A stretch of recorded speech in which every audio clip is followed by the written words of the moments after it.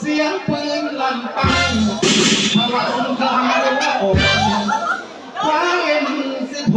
หลบเข้ารถเตรียมต่อสู้ให้เลี้ยงพ่อน้อยของไทยไม่ใจมีหลายขอสู้ให้โลกรู้นักรบไทยจอมอพุ่นโจ